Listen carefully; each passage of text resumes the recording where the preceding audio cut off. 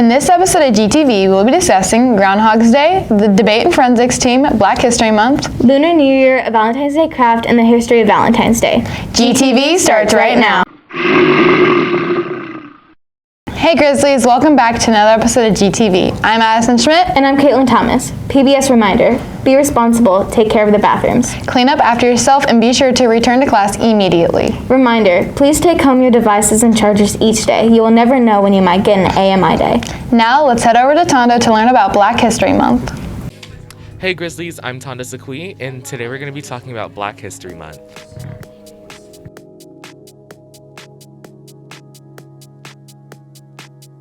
Hey everybody, I'm Mr. Buchanan. A couple things that I like to focus on when thinking about Black History Month is number one, looking at all the great accomplishments that African Americans have done in the United States for such a long time. And the second thing is I like to focus on the importance that African Americans have had in building the culture and all of the successes that we have had here in the United States. Thanks, guys. Black History Month is a month that's been set aside on the calendar to celebrate the contributions of African Americans, people of color. And the month originally started as a celebration on college campuses in the 1920s. In 1976, it was officially recognized by the U.S. government under Gerald Ford, president. And now it's kind of morphed into a month to just celebrate all the contributions of people, to kind of highlight stories, highlight things that we don't normally talk about in history classes, other classes, but also as a way to just make sure that we're including as many people as we can in discussions of what we deal with. Here are people in Black history that are changing the world today. Amanda Gorman, youngest inaugural poet in the U.S. history. Raphael Warnock, Georgia's first Black senator. Sandra Lindsay, first American to get the COVID-19 vaccine. Nicholas Johnson, Princeton's first Black valedictorian. Cynthia Marshall, first Black woman to be a CEO in the NBA. Noah Harris, first Black man to be student board president at Harvard. I think Ruby Bridges has, because she was the first student to integrate into a white school. I think Naomi Walter is changing Black History Month because she talks about victims of gun violence. Oh my gosh, I learned so much. Now signing off for GTV, I'm Tonda Sakui, and back to you in the studio. Thanks, Tondo. Our club will be starting for 7th and 8th graders on February 28th and will continue through April 11th. Stop by Miss Heidi's room for a form to get your parents' signature and permission to attend. Make sure your forms get turned in by February 11th. Remember, the Grizzly cart is open and ready for Grizzly Bucks. Make sure you are doing your best in school to earn Grizzly Bucks and buy some awesome prizes. Hey Grizzlies, yearbooks are on sale now. Visit yearbookforever.com to get your yearbooks today. You don't want to miss out on the memories. Now let's head over to Lucas to learn about Groundhog's Day. What's going on, Grizzlies? I'm Lucas Macio, and on today's episode, we're going to be learning about Groundhog's Day. Let's go. According to tradition, if a groundhog comes out of its hole on this day and sees its shadow, it gets scared and runs back into its burrow, predicting 6 more weeks of winter weather. No shadow means an early spring. You want the groundhog to see its shadow? No, because I want summer to come. Nice. Do you want the groundhog to see a shadow? No. Why? Because summer comes faster, and then I could lay outside, eat, and look at the sun, you know? Nice. Yeah. Do you want the groundhog to see a shadow? Yes. Why? Because I want it to snow. Do you want the groundhog to see a shadow? No. Why? Because it's cold. Do you want the groundhog to see a shadow? No. Why? Because I hate winters. Okay. Do you want the groundhog to see a shadow? No. Why? Because I like summer. Me too. On February 2nd, 1887, Groundhog's Day was first celebrated. Groundhog's Day roots come from an ancient Christian tradition of Candlemas. The day before Groundhog's Day, one of the most famous groundhogs, Milton Mel, passed away. R.I.P. He will live in our hearts forever. Well, it looks like Phil saw a shadow, so 6 more weeks of winter. Now, signing out from GTV, I'm Lucas Maciel, and back to you guys in the studio. Thanks, Lucas. Blue Springs High School presents Shrek the Musical. It goes through February 10th, 11th, and 12th at 7 o'clock p.m. Now let's go get a sneak peek of the musical. I miss my prom.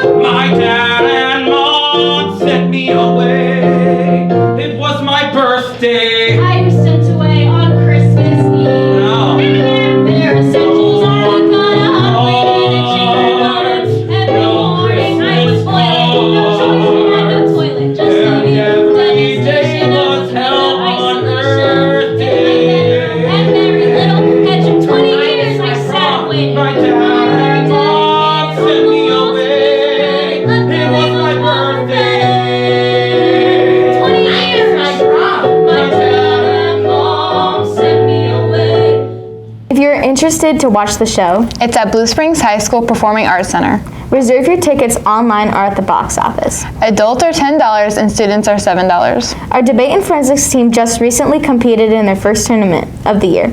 Congratulations. Now let's go to Carla to learn more. Hey Grizzlies, I'm Carla Barrow and we're going to be reviewing the debate and forensics teams. Let's go. What is debate? Debate is a public forum. The competitors won't know which side they will argue for until a coin flip that they do prior to the debate round. The resolution/topic for this year is, should the U.S. replace means tested welfare with a universal basic income? What is forensics? Forensics is a competitive acting. There are several different events. There is humorous interpretation, improv duet acting, dramatic duet acting, humorous duet acting, prose, and duo.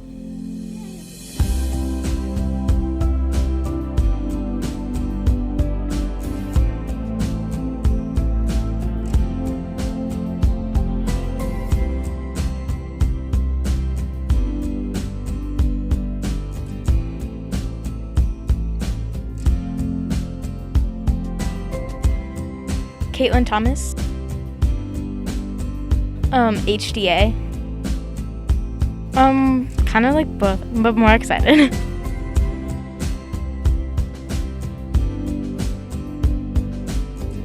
I'm Noah Boucher. I'm in humorous interpretation. Layla Edwards. Jaden Johnson. Plays sixth place in Puff Debate. I was nervous.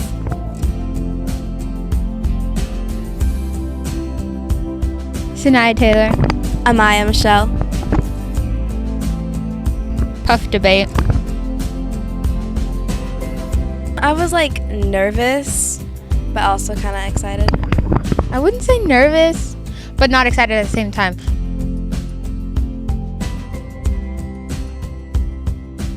We placed in 8th place for public forum.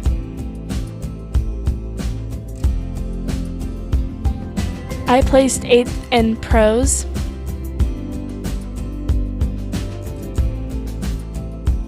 We weren't really in it, so we didn't really feel that nervousness of it. It was exciting to see that all happen. Yeah. But I feel like if we weren't to have competed, it would have been really nerve-wracking.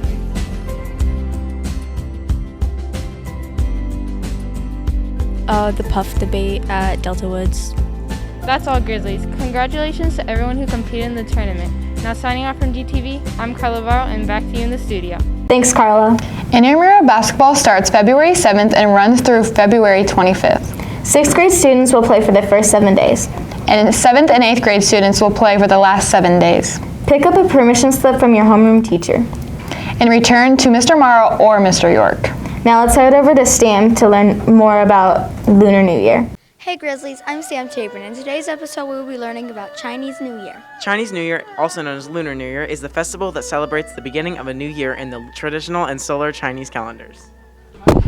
This year's Lunar New Year animal is a tiger, and some traditions are feasting and hanging out with family. A few of the foods they eat in Lunar New Year are Peking duck, stir-fry noodles, and pork and eggs dipped in caramel sauce. Lunar New Year red envelopes are a traditional gift for children or elderly people during Chinese New Year. In China, the red envelope is filled with money. Those who receive a red envelope are wished another safe and peaceful year. How did your family celebrate Lunar New Year? My family would all go over to my great-grandma, who is from China, and she would cook a lot of food and everything, and we just spend time as a family, and then she would give all the kids little red envelopes with gold coins in them.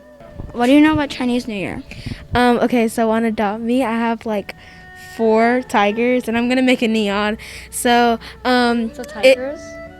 Tigers and a dragon. I'm too broke on Roblox to buy a dragon. Okay. Wow, I learned a lot. Now signing off at GTV, I'm Sam Chapin, and back to you in the studio. Thanks, Sam. Get ready because Student Council will be selling conversation cans to be delivered on Valentine's Day. New this year are Dr. Pepper and root beer, in addition to our old favorite, Orange Crush. For just $1, you can show your friends or that special someone that you care.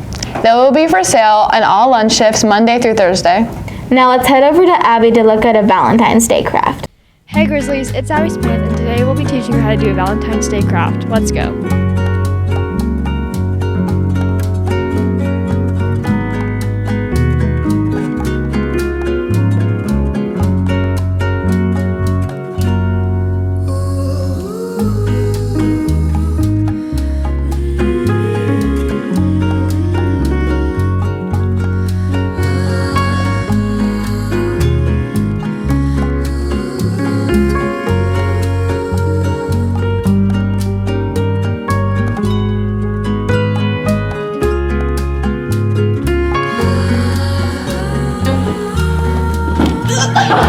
Valentine's Day. Thank you. You're welcome. Okay. Happy Valentine's Day, Lincoln. Where do you want to go? Present. 87.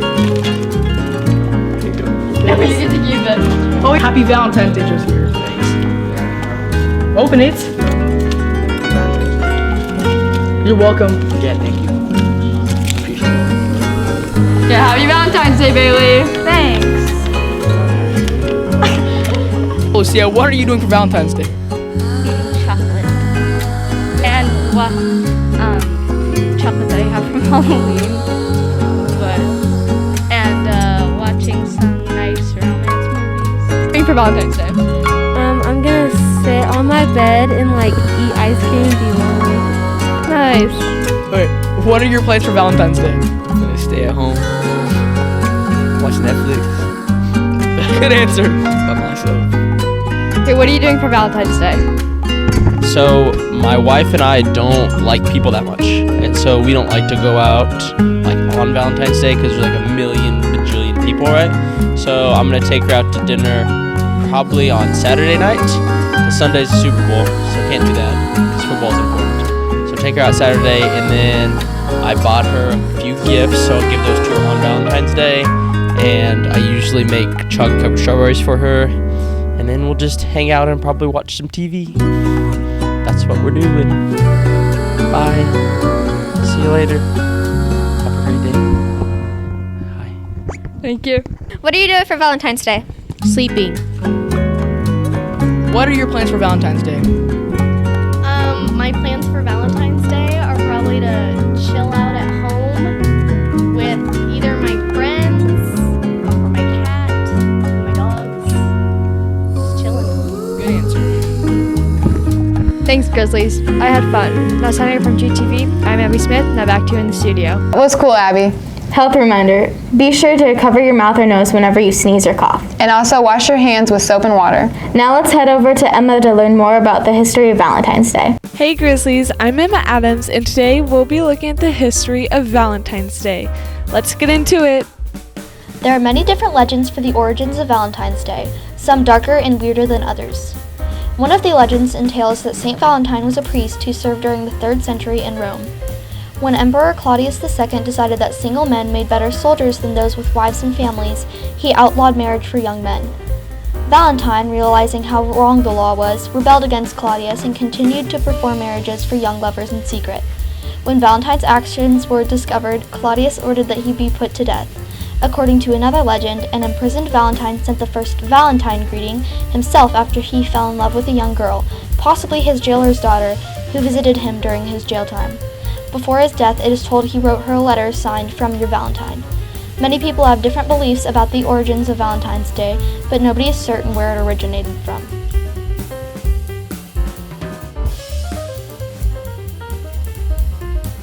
Thanks, Grizzlies. Now signing off from GTV, I'm Emma Adams, and back to you in the studio. Thanks, Emma. Now it's time to announce the Student of the Week. Hope Ottman. She was nominated by Mr. Manning. She was nominated because she was creative, smart, kind, and caring. Congratulations. That's all for us here in the GTV studio. Now signing off for GTV, I'm Caitlin Thomas. And I'm Addison Schmidt. And remember, Grizzlies, you belong here.